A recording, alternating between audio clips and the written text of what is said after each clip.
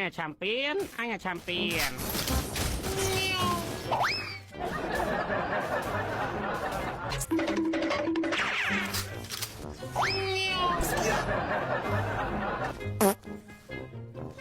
ហើយពួកឯងពីរនាក់អង្គនេខ្លាំងអត់ដើរលេងផ្ទះគេ ថ្ងៃហ្នឹងនេមួយថ្ងៃ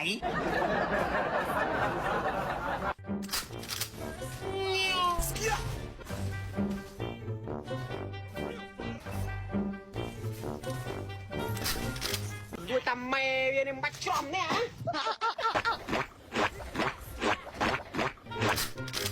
What's your name? Ezekiel. Fuck you, Ezekiel.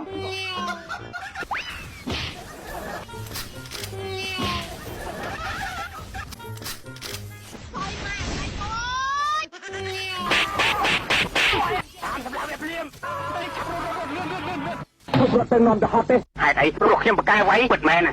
ខ្ញុំអាចវាយឈ្នះមនុស្សដល់ទៅ9នាក់ឯណោះអូអស់ចាំលោកតាទៅខាងនោះទៅយកកៅអីមួយអង្គុយហើយយកអំពើមកកង់ពិសាចាំមើលថ្មីដៃចៅ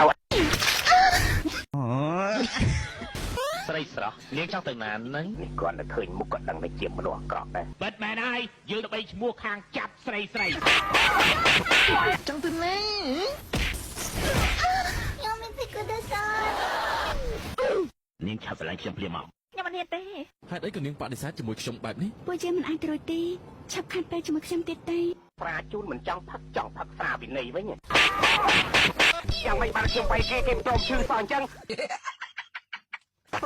ជួយផងខ្ញុំទៅចង់ស្លាប់ទេ What What the fuck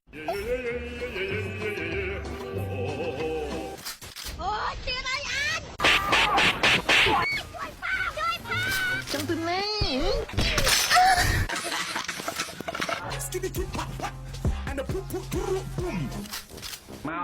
មកទៀតអាកូនមកចោលកញ្ចុយ ខ្លួនឯងចេញមកតែអញ្ចឹងមិនគេចេះរកអ្វីហ្នឹង